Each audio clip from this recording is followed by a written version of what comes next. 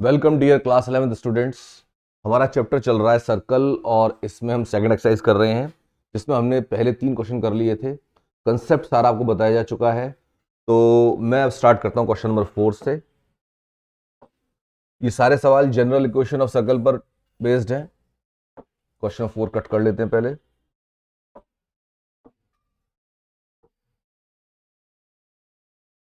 Question number 4,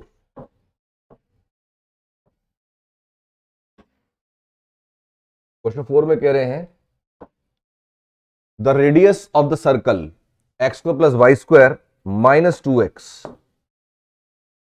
या minus कर लीजिए, और इज इक्वल टू 0 is 2 1/2 5/2.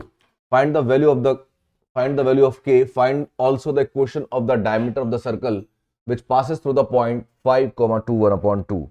सबसे पहली चीज जो जनरल इक्वेशन ऑफ सर्कल होती है, अगर उससे आप कंपेयर करें तो इक्वेशन होती है वो x² + y² + 2gx + 2fy + c = 0। उससे कंपेयर करेंगे तो कंपेयरिंग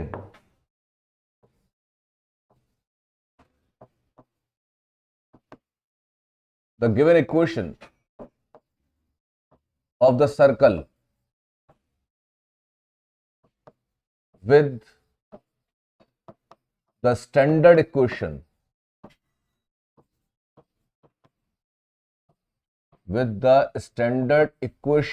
of the circle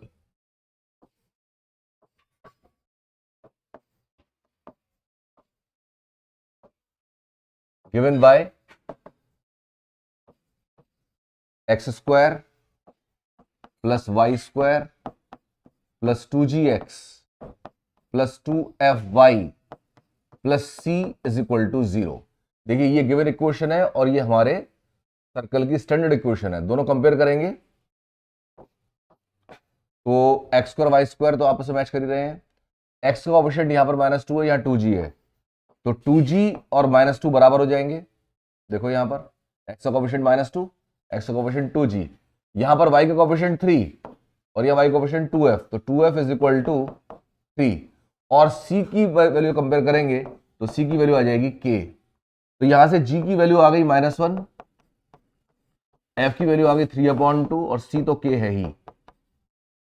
तो इन्होंने कहा the radius of the circle is 2 1/2, find the value of k। तो रेडियस r, इसकी वैल्यू होती है g² + f² - c, और ये हमें गिवन है 5/2। तो 5/2 इज इक्वल टू g² हुआ 1 का स्क्वायर, f² हुआ 3/2 का स्क्वायर, तो 9/4 - c। और आपको केवल c की वैल्यू निकालनी है इस समय, या c की वैल्यू k कर दीजिए, k की वैल्यू निकालनी है तो c को मैं k कर रहा हूं यहां पर। तो ये हो जाएगा 5/2 का स्क्वायर कर दो, और इधर से 9/4 + 1, तो 4 और 9 13/4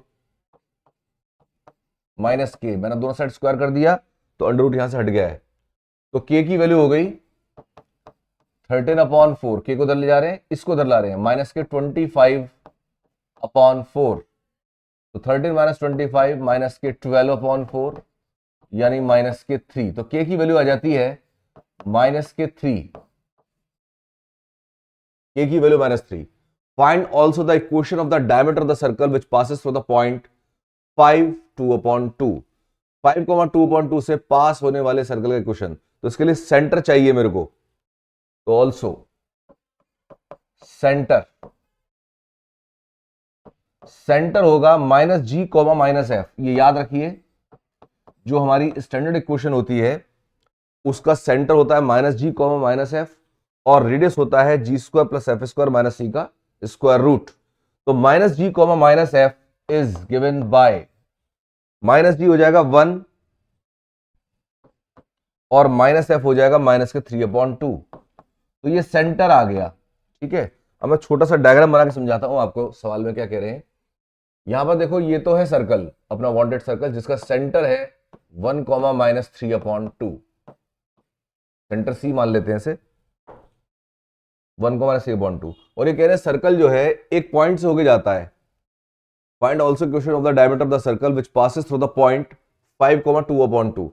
तो डायमीटर जो है इस पॉइंट से होके जाता है, तो पॉइंट हो सकता है सर्कल पे हो सकता है ना भी हो, क्योंकि इन्होंने कहा है find also the equation of the diameter of the circle which passes through the point 5,2/2। तो मान लेते हैं ये है वो diameter, any one you can take it, और ये डी पॉइंट मान लीजिए कहीं भी हो सकता है, आई कैन नॉट से कि ये अंदर है बाहर है, निकाल सकते हैं लेकिन अभी जरूरत नहीं है हमें, तो इसको मैं लोकेट ही नहीं करता हूं, इसको सर्कल दिखाएंगे नहीं हम। तो यहां पर जो हमारे पास पॉइंट है वो है 5,2/2, तो डी को मैं हटा देता हूं यहां से। तो सिंस डी 2,5/2 5,2/2 यानी 5,5/2 lies on a diameter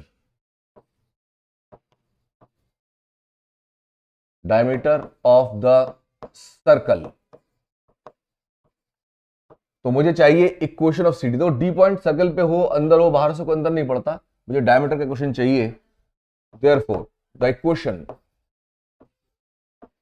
of diameter CD passing to C and D must be given by the line passing through C and D।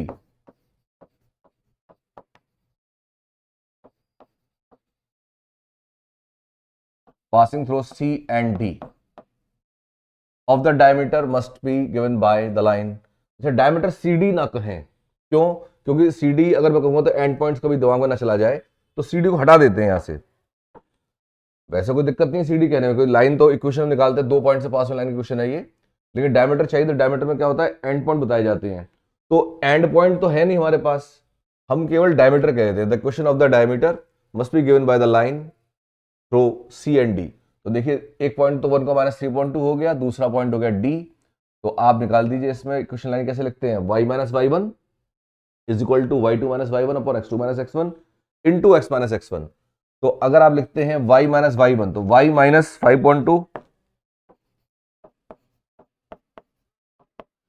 Minus 3/2 minus के 5.2 y2-y1 अपॉन x2-x1 तो 1-5 और x-x1 यानी x-5। तो ये मैंने x1-y1 माने हैं, ये x2-y2 माने हैं, तो y-y1 is equal to y2-y1 upon x2-x1 और x-x1। तो यहां पर ये बन रहा है माइनस के 3 और माइनस के 5, माइनस के 8 8/2 तो माइनस के 4 अपॉन माइनस के 4 और x-5, ठीक है, -3 -5 -8 -8/2 माइनस का 4, ये 4 से 4 कट जाएगा और 1, तो ये है y-5.2 is equal to x-5। थोड़ा सॉल्व कर लेंगे इसे, तो इसको 5.2 को इधर ले जाओ, ये सबको इधर ले आओ, तो यहां पर ये आ जाएगा हमारे पास, ये सबको इधर ले जाते हैं, तो हो जाएगा x-y, y उधर गया, 5.2 प्लस का हो जाएगा, तो माइनस के 5.2 इज इक्वल टू 0। 5.2 उधर जा सकता है, तो x-y इज इक्वल टू 5.2 भी आंसर हो सकता है। सबको उधर ले जाओ तो y प्लस का हो जाएगा, x माइनस का हो जाएगा, तो वो भी आंसर हो सकता है। तो answer can be in many forms. ये हमारे पास इसका रिजल्ट आ गया है। इसका आंसर अगर चेक करना चाहें फोर्थ क्वेश्चन का, तो ये 2x minus 2y is equal to 5 दिया है। अब देखिए यहां पर 2x minus 2y is equal to 5, तो 2 से मल्टीप्लाई करो पूरी क्वेश्चन को, तो 2x माइनस 2y 5 हो जाएगा, 5 उधर ले जाना, आंसर वही है। अब आ जाइए क्वेश्चन नंबर 5 पर। क्वेश्चन नंबर 5 कट कर लेते हैं यहां से।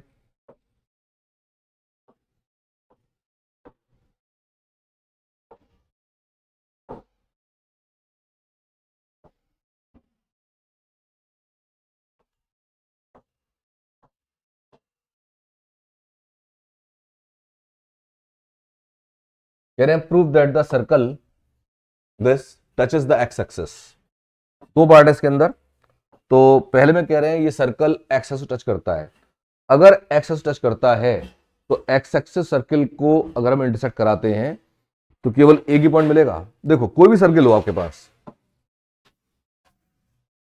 इस तरह कोई लाइन या तो दो पॉइंट पर काट सकती है, या एक पॉइंट पर टच कर सकती है, या ये लाइन अलग से जा सकती है।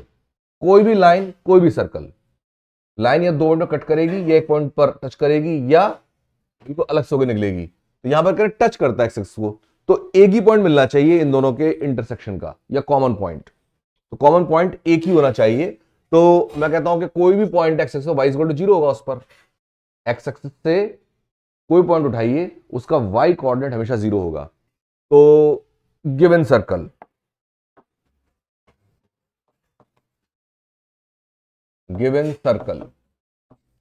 ये हमें दिया है x square plus y square minus 6x minus 2y plus 9 is equal to 0। Let it be 1। तो कह रहे हैं ये सर्कल एक्स एक्सिस को टच करता है। तो if circle 1 touches x axis, this implies y is equal to 0 must satisfy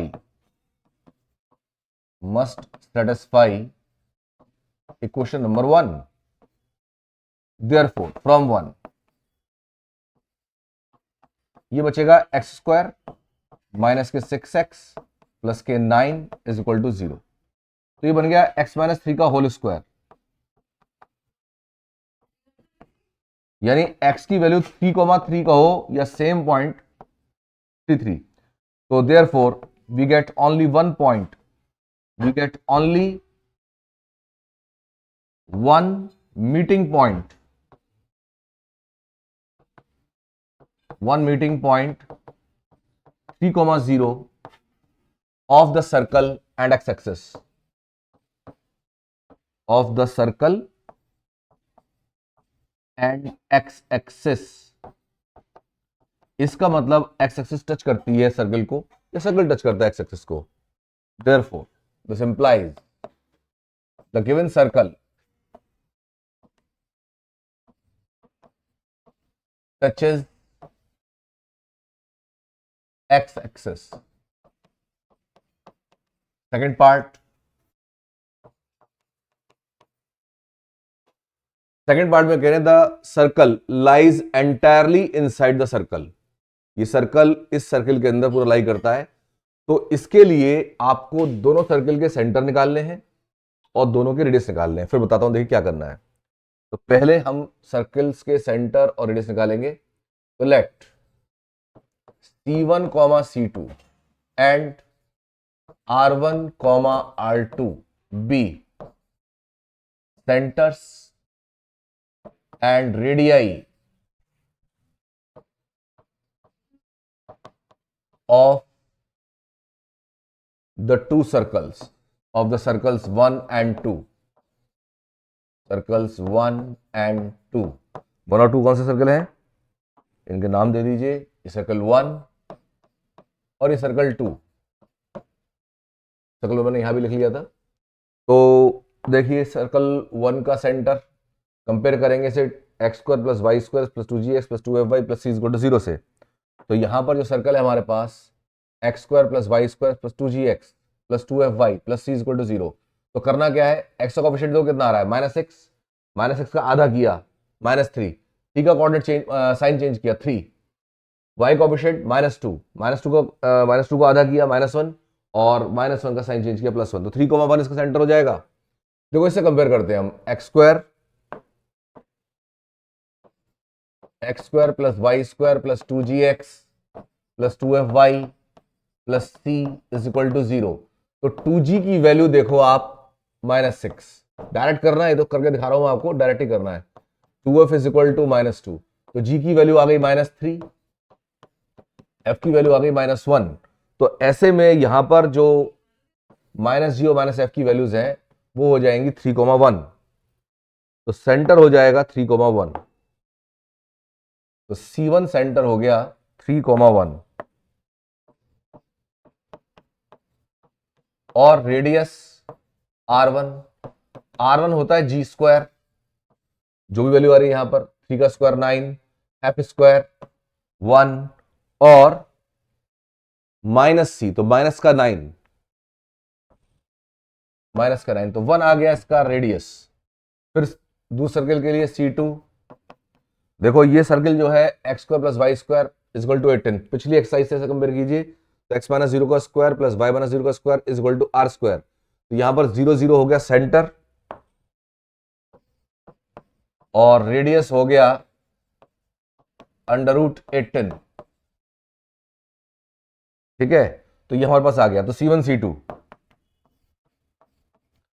C2 आ जाएगा आपके पास square root of 3 minus zero का स्क्वायर प्लस 1 माइनस जीरो का स्क्वायर, 3 का स्क्वायर 9, 1 का स्क्वायर 1, 9 और 1 10, अंडर रूट 10, ये तो है C1 C2। अब देखो R2 और R1 में, R2 बड़ा है सेटरली, तो R2 minus R1, R2 minus R1 हो गया आपके पास under root 18 minus 1, under root 18 minus 1, तो यहां पर ये आपके पास हो गया 3 root 2 minus 1, 3 root 2 minus 1, 3 into 1.414 minus 1, 100% ये वैल्यू अंडर रूट 10 से ज्यादा बैठेगी, अंडर रूट 10 3 से जस्ट ज्यादा है और ये 3 से बहुत बड़ा है, बहुत बड़ा है, 1 को माइनस उससे बड़ा रहेगा, तो therefore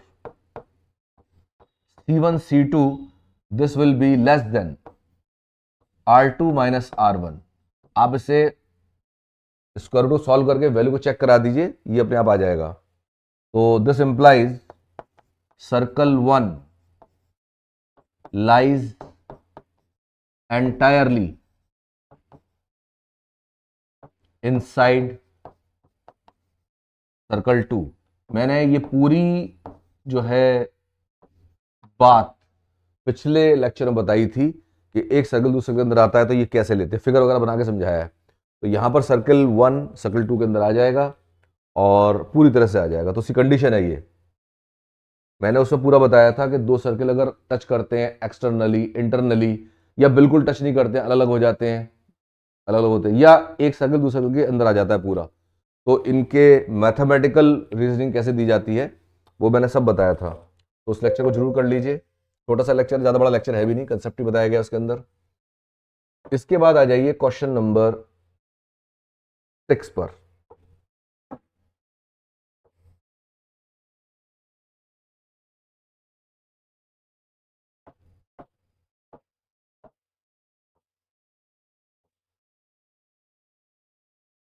question number 6, find the coordinates of the centre of the circle. Centre के कोऑर्डिनेट्स पहले इसी काउंट कर लेते हैं। गिवन सर्कल,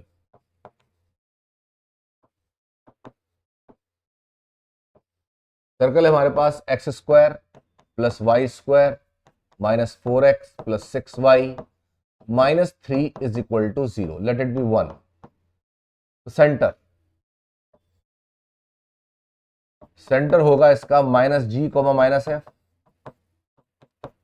तो माइनस जी का वाला माइनस के 4 माइनस 2g माइनस के 4, तो ये जाएगा 2 कॉमा माइनस 3, एक्स का कोफिशिएंट को आधा करो, ठीक है, माइनस 2 हुआ, माइनस 2 का साइन चेंज करो, प्लस 2 हुआ, 6 को आधा करो 3, साइन चेंज करो माइनस 3, और कंपेयर करके दिखा सकते हैं आप x square plus y square plus 2gx plus 2fy plus c equal to 0 से।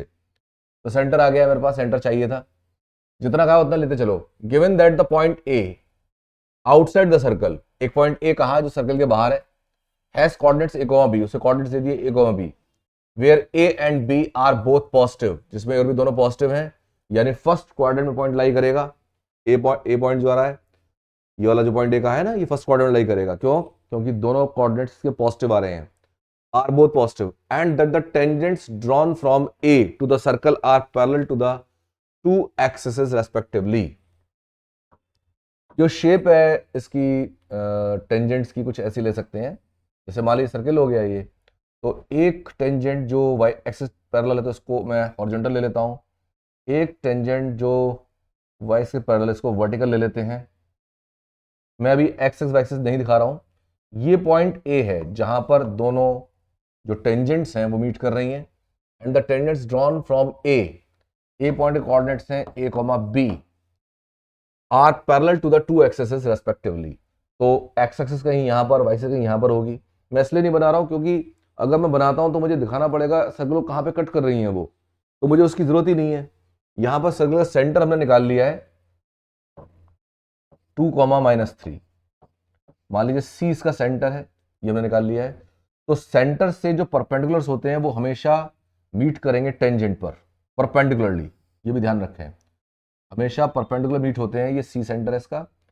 तो अगर ये सी सेंटर है तो आप देखिए इसका रेडियस भी निकाल लो, रेडियस की जरूरत पड़ेगी आपको। तो रेडियस रेडियस होगा जी स्क्वायर प्लस एफ स्क्वायर, जी स्क्वायर यानी 2 का स्क्वायर, एफ स्क्वायर यानी 9 माइनस ऑफ -3 तो +3, माइनस ऑफ -3 तो 9 और 4 13 और 3 16 यानी 4 is the radius.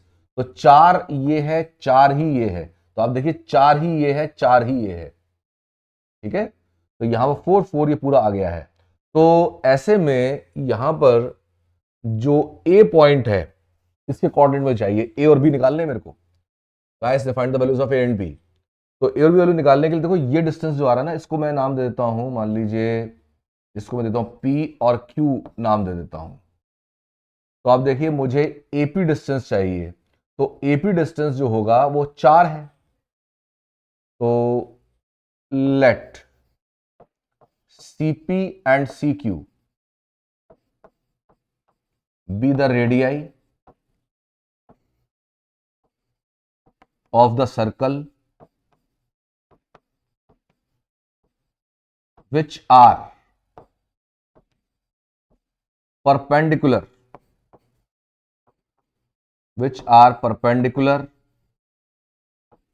to tangents AP and AQ,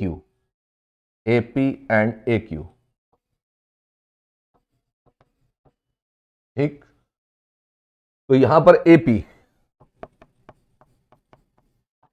4 और AQ भी 4, AP और AQ 4 आ गए मुझे, लेकिन A और B कोऑर्डिनेट चाहिए। तो ऐसे में AP और AQ आने के बाद आप देखो ये जो AP डिस्टेंस है वो इसके बराबर है, CQ बराबर है 4 है, ये यहां से निकाला मैंने। अच्छा अब बात ये है कि मुझे चाहिए वैल्यू। तो इसका जो एक्स कोऑर्डिनेट पैरेलल लाइंस है ये, तो सेंटर 2, -3 आ गया। तो यहां पर जहां भी कहीं ऑरिजिन आ रहा है, ऑरिजिन से 2 डिस्टेंस पर तो ये है, ठीक है, 2 डिस्टेंस पर। तो अगर मैं 2 माइनस करता हूं तो 4 - 2 मुझे डिस्टेंस मिल जाएगा। ये कोऑर्डिनेट डिस्टेंस है ना इसका, देखो यहां पर 4 है, यहां पर तो CP इक्वल टू 4 है मेरे पास। तो CP equal to sorry AP और CP कर दीजिए, दोनों 4 हैं। तो AP का जो एक कोऑर्डिनेट है मेरे पास वो निकाल सकता हूं मैं, देखिए यहां पर since AP is equal to 4। तो AP अगर बात करें तो AP के लिए देखो इसका जो x कोऑर्डिनेट है 2 और y कोऑर्डिनेट है 3, तो इसका x कोऑर्डिनेट A, इसका y कोऑर्डिनेट B। तो अगर आप A में से इसका 2 माइनस करते हो तो एक्चुअली ये डिस्टेंस आ रहा है। अगर मॉडुलस ले लेते हैं इस लाइन पर हमेशा जो x कोऑर्डिनेट है वो A है और इस लाइन पर y कोऑर्डिनेट हमेशा B है, ठीक है। तो A में से अगर मैं 2 को माइनस करता हूं, A में से 2 को माइनस करता हूं और उसका मॉड ले लेता हूं तो 4 आएगा। ये मॉड क्यों लेना पड़ रहा है? क्योंकि मुझे ये नहीं पता कि ये लाइन है कहीं इधर ना हो। सर्कल को मैंने इस तरह से बनाया है कि ऐसा नहीं दिखाया कि ये ऑरिजिन कहाँ है इसका। तो मैं दोनों ऑप्शन लेके चल रहा हूं फिलहाल कि यहां पर ये जो लाइन है, डेफिनेटली ये जो लाइन है ये पॉजिटिव कोऑर्डिनेट्स होकर जा रही है क्योंकि और भी दोनों पॉजिटिव दिए हैं, इस बात को मैं ध्यान रखूंगा। तो यहां पर जो मेरे पास वैल्यू आ रही है A-2 जो मैंने लिया है, ये दोनों एक्स कोऑर्डिनेट्स का डिफरेंस लिया है। तो इसका एक्स कोऑर्डिनेट 2 है, इसका एक्स कोऑर्डिनेट A, हमेशा एक्स कोऑर्डिनेट A है इसका। तो कहीं भी देखेंगे ना एक्स कोऑर्डिनेट है तो एक्स एक्सिस वाई एक्सिस कहीं दिखा सकते हैं आप। तो A-2 मैंने करा, तो A को पॉजिटिव लेना है मेरे को। तो यहां से A-2 विल बी +-4, जब मॉड हटाते हैं प्लस माइनस लगाते हैं। तो A की वैल्यू आ रही है 2 + 4, या आ सकती है 2 - 4 यानी कि 6 और -2, बट A इज पॉजिटिव, तो इंप्लाई करेगा A 6 ऑल्सो अब एक पी के बाद अब आ जाइए ए क्यू पर, ए क्यू भी 4 है, ए क्यू इज इक्वल टू 4, तो ए क्यू इज इक्वल टू 4, तो अब वाई कोऑर्डिनेट लेना,